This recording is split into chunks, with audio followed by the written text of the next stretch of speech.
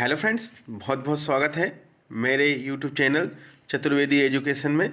मित्रों, आज हम ग्रह क्षेत्रों के बारे में जानेंगे, जिन्हें हम पर्वत भी कहते हैं। हथेली में पर्वतों की संख्या कितनी होती है ये बताएंगे हम। संपूर्ण हथेली को अलग अलग 7 भागों में बांटा गया है और फिर ग्रहों के नाम के आधार पर उनका नाम निर्धारित किया गया है। इनमें से कुछ उभरे हुए होते हैं, अतः इन्हें पर्वत या माउंट कहते हैं। ग्रह क्षेत्रों के नाम इस प्रकार हैं।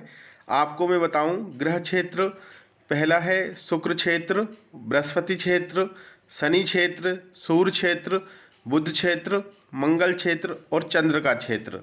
ये 7 प्रकार के पर्वत होते हैं हथेलियों में। अब हम इसको विस्तृत से जानते हैं।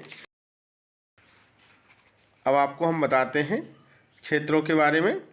शुक्र क्षेत्र कहाँ पर उपस्थित है हम ये बताएंगे आपको। यह अंगूठे के मूल स्थान के नीचे स्थित होता है। इसके आकार को जीवन रेखा के द्वारा हम सुनिश्चित करते हैं। जितनी बड़ी जीवन रेखा होती है उतना बड़ा शुक्र क्षेत्र होता है, और यदि जीवन रेखा छोटी है तो शुक्र पर्वत भी आकार में कम होता है। हम शुक्र पर्वत द्वारा क्या ज्ञात करते हैं हम बताते हैं आपको।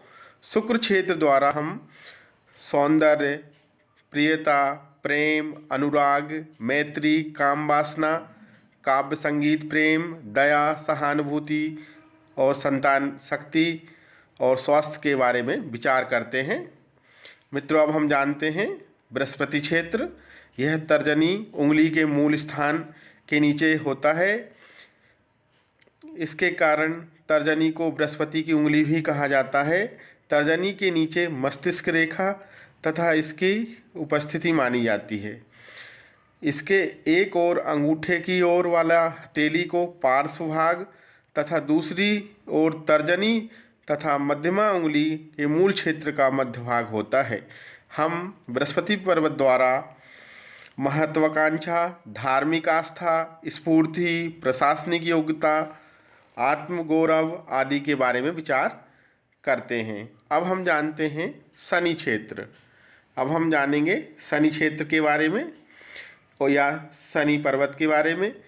यह क्षेत्र मध्यमा उंगली के मूल स्थान के नीचे होता है। इसी कारण मध्यमा को शनि की उंगली भी कहा जाता है।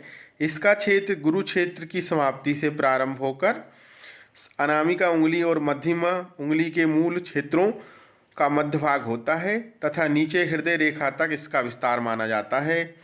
शनि क्षेत्र द्वारा हम क्या बता सकते हैं, हमें क्या ज्ञात होता है, इसके बारे में हम बताते हैं आपको। इसके द्वारा हम अस्थि विकार, हड्डियों से संबंधित रोगों के बारे में, निराशा, गंभीरता, सत्यता, आत्म केंद्रित होने आदि के विषयों में विचार किया जाता है। शांति प्रियता, तत्पर, गंभीर विषयों के अध्ययन में रुचि, संस्कृति और संगीत के आकर्षण तथा मितभाषिता के विषय में भी हम इससे विचार करते हैं। मित्रों, अब हम जानते हैं सूर्य क्षेत्र के बारे में कि सूर्य पर्वत कहाँ पर होता है। सूर्य क्षेत्र यह अनामिका उंगली के मूल स्थान के नीचे स्थित होता है। इसी कारण अनामिका उंगली को सूर्य की उंगली भी कहा जाता है। इसका क्षेत्र शनि क्षेत्र से समाप्त होकर शनि क्षेत्र से समाप्ति से प्रारंभ होकर अनामिका तथा कनिष्ठिका में मूल क्षेत्रों के मध्य भाग होता है तथा नीचे हृदय रेखा तथा इसका विस्तार माना जाता है। हम सूर्य रेखा या सूर्य पर्वत के द्वारा क्या ज्ञात करते हैं, क्या बता सकते हैं, हम बताते हैं आपको। इस क्षेत्र के द्वारा जातक के नेत्र, स्वास्थ्य, सुंदर, कला, यश, कीर्ति, बुद्धि और सम्मान के बारे में विचार किया जाता है। मित्रों, अब हम बताते हैं आपको बुध क्षेत्र। यह क्षेत्र कनिष्ठिका उंगली के मूल स्थान के नीचे स्थित होता है। इसी कारण कनिष्ठिका को बुध की उंगली कहा जाता है। यह क्षेत्र सूर्य क्षेत्र के समाप्ति से प्रारंभ होकर हथेली के अंतिम बाएं भाग होता हुआ जाता है। नीचे हृदय रेखा तक इसका विस्तार माना जाता है।